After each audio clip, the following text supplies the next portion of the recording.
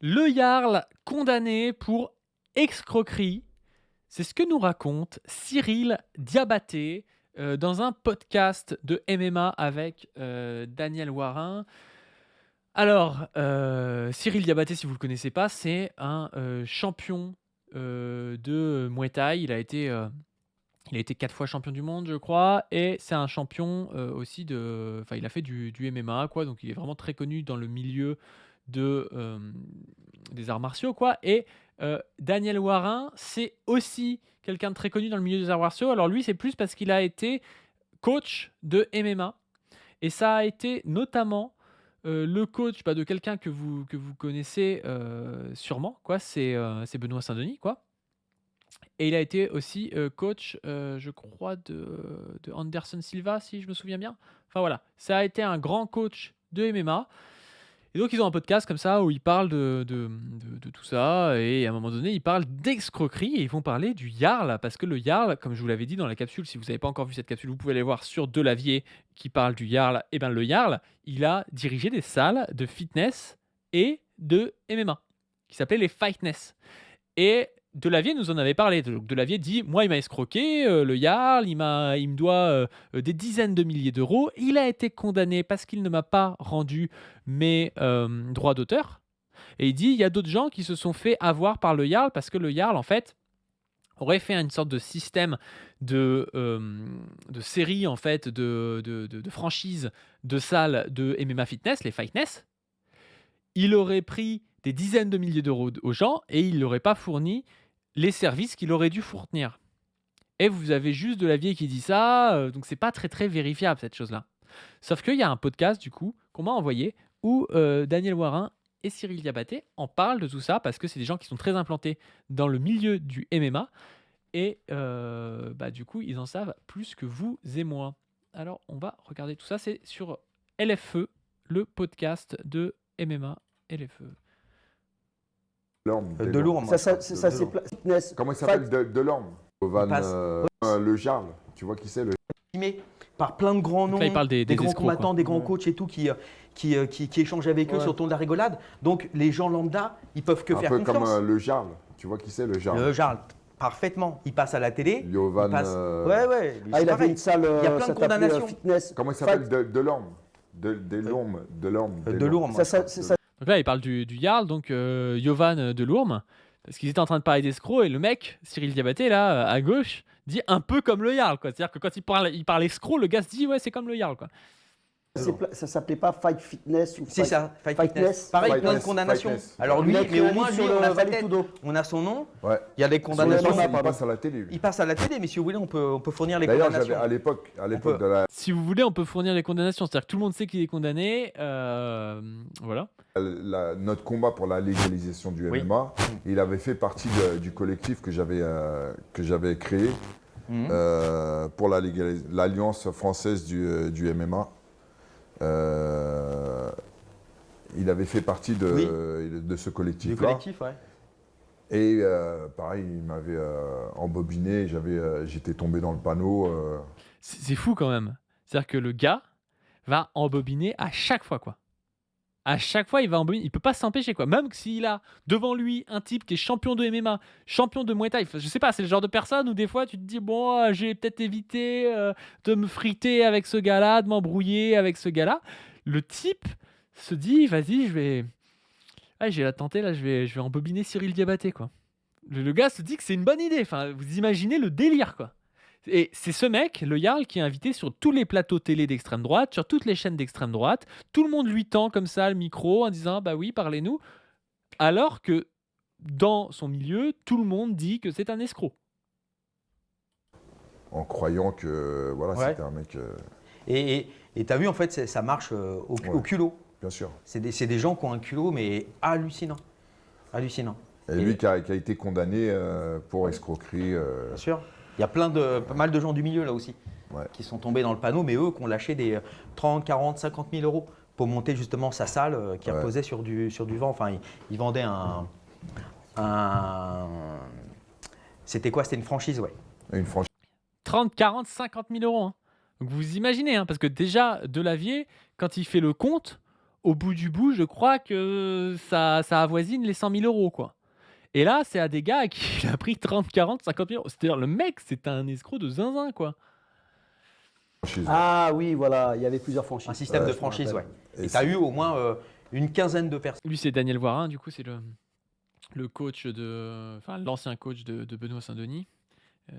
D'ailleurs, Benoît Saint-Denis qui a commencé à perdre quand il a arrêté d'être avec Voirin. Donc, je sais pas si c'est un rapport, mais c'est un peu le drama qu'il y a depuis des mois dans le milieu MMA. C'est de dire que avec Voirin, Saint-Denis gagnait, et depuis qu'il est sans, il ne gagne plus. Et moi, j'étais en contact avec lui quand j'étais revenu des États-Unis. Bertrand Amoussou qui était. Dont qui s'était fait avoir. Bertrand Amoussou. Mais moi, j'étais en contact avec Et lui. Nokefa aussi. Ok, ouais. Grand champion de Quand j'étais aux savate. États-Unis, moi, j'étais en contact avec eux. Quand je revenais des États-Unis, j'étais sur Cannes. Ouais. Je venais d'arriver, il m'avait fait grâce à un intermédiaire de Flavio. Ouais. Tu vois, c'est pour ça que je me rappelle de lui. Et il m'avait fait une proposition pour un stage, il devait me rappeler et tout. On devait faire Moi, le j'ai truc. fait un J'attends stage. encore le coup de téléphone. On voit trop le gars qui a la chat et tout, justement, qui prend un peu partout en disant ouais, non mais t'inquiète, toi je vais te rappeler, toi ouais, il y a moyen de faire de l'argent et tout, et qui va commencer à raconter à tout le monde ce qu'il arrange lui pour pouvoir arriver à ses fins, quoi. Il y a Samsoko qui dit c'est faux, la première défaite de Saint-Denis c'est contre Poirier et il était avec lui. C'est vrai, mais contre Poirier quand même, Dustin Poirier qui était 3 ou 4e mondial à l'époque, donc c'était pas les mêmes défaites que les défaites qui ont suivi. Et contre Poirier c'était sa première, quoi.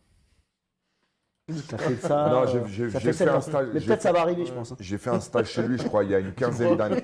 Ouais. Peut-être une quinzaine d'années, un truc comme ça, ou une dizaine d'années, quinzaine d'années, j'avais donné un stage chez lui. Ouais. Il s'occupait d'une boîte de nuit à Rennes, je Oui, crois. oui. Un truc comme ça. Ouais, c'est ça, il avait une boîte, il a eu Il plein de avait une trucs, plein boîte de nuit, d'affaires. ouais. Plein d'affaires qu'il a coulé. Ouais. Et là maintenant, il fait la sécu d'une boîte de nuit, ouais. Plein d'affaires qu'il a quoi. Tout le monde ça autour de la table, ça, c'est ça. Ben moi, ça me rend ouf de voir ça. C'était passé un peu inaperçu parce que ce podcast-là, il a 3 mois. Et avant que Delavier en parle, les gens en parlaient pas trop cette histoire. Alors pourtant, ça a fait 229 000 vues. Donc peut-être que c'est pas exactement le même milieu, le milieu du MMA et le milieu de l'extrême droite et tout, qui regarde full le Jarl, quoi. Mais tout le monde a l'air au courant, quoi. Et je me souviens, c'est ça.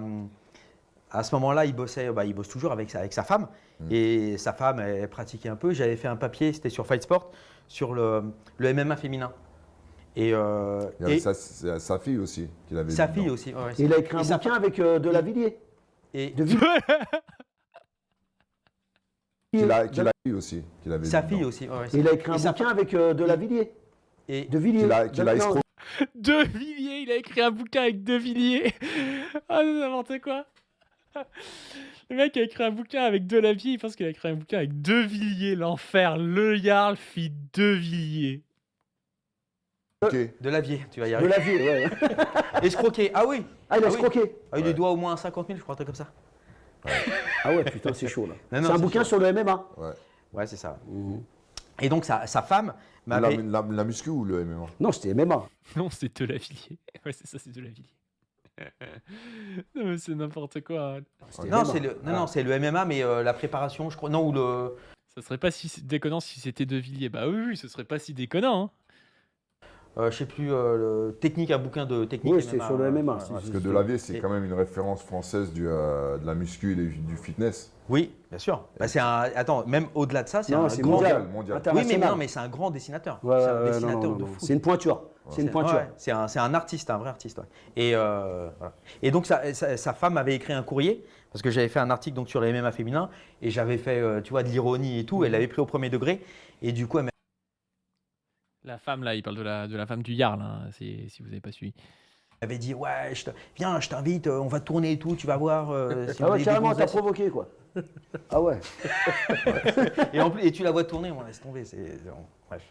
Et attends, pour revenir au cas des fumiers, parce que ce qui m'intéresse, Bref, ça s'arrête là. Il y a un femme aussi qui a sorti des stories de Diabaté, en fait, sur Insta, et qui montre aussi que Diabaté revient sur cette histoire. Donc, un femme a fait un petit short de ça, où il appelait ça le lourd scammer. Parce qu'un femme aime bien le lourd réel, donc là, c'est le lourd scammer. Le Jarl, le lourd patriote arnaqueur, a encore frappé. On a encore des nouvelles révélations pendant que son nouveau livre sur la lourde France, le loup réel, est top 1 des ventes sur Amazon. Après les révélations de Delavier qui nous expliquait qu'il s'était fait voler des dizaines de milliers d'euros par ce mec, on a maintenant Cyril Diabaté. Cyril Diabaté, c'est le genre de mec que j'aimerais pas avoir au cul. Il explique qu'à l'époque, il avait aussi créé une entreprise. Donc attendez, je veux lire les stories de Cyril Diabaté. Donc c'est Yovan est l'escroc dans toute sa splendeur, charisme, tchatch à retardement, très séducteur. Yovan pourrait À vendre l'époque, il avait de la glace à un esquimau. aussi créé une entreprise. Au moment où il me rejoint, au moment où il me rejoint en tant qu'un cadre de l'AF MMA, Yovan a créé une grande salle fitness MMA appelée Fightness. Il vend le concept sous forme de franchise. Il propose aux gens qui veulent une salle Fightness une formule clé en main où il s'engage à livrer une salle finie après avoir fait étude de marché, achat, installation du matériel. Le franchisé a cependant une grosse somme d'argent à verser en première phase avant même qu'une salle ait été définie. De club de sport de combat qu'il avait fait financer et qui s'est Beau parleur, propre sur lui, il arrive à persuader les gens qu'il a une formule secrète pour le succès et il arrive à vendre son concept à une quinzaine de personnes qui versent barré avec le fric. le fric, quoi, en gros. Au moment où les réunions pour la légalisation du MMA s'enchaînent, je commence à recevoir de plus en plus de gens qui m'envoient des messages et qui ont eu une affaire avec Yovan. Ils sont tous unanimes, c'est un escroc et leur a volé des sommes importantes, pour certains toutes leurs économies. Je demande à Yovan, il m'explique qu'il a gagné le procès, que ces gens n'ont simplement pas su gérer leur business, et que lui leur avait donné la marche à suivre, le secret du succès, et qu'ils n'avaient pas suivi les directives. J'ai du mal à le croire, je me renseigne sur le procès qui a eu lieu, je me procure une copie du dossier, tout y est. Yovan a escroqué ces gens. Appelez-le le yarlatan, c'est vrai que c'est le yarlatan un petit peu. Voilà. C'est d'ailleurs une des raisons pour lesquelles ce mec est insolvable fiscalement. Il ne peut pas donc avoir de C'est d'ailleurs une des raisons pour lesquelles ce mec est insolvable fiscalement. Il ne peut pas donc avoir de responsabilité en entreprise et préfère du coup frapper des meufs de 16 ans qui vont en soirée techno. Ils l'ont invité à TPMP, ils ont dit qu'il avait raison, donc je pense qu'il a raison. Pardon, j'annule tout.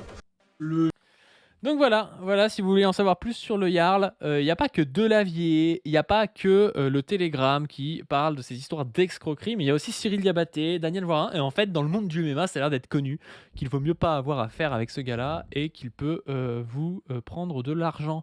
Sur ce, n'hésitez pas à donner sur le Tipeee, à me dire si vous avez d'autres informations sur le Jarl, à vous abonner à cette chaîne, à ma chaîne Padu, P-A-D-U, à mon Twitter, mon Blue Sky, mon Insta. Et puis voilà, sur ce on vous dit à plus.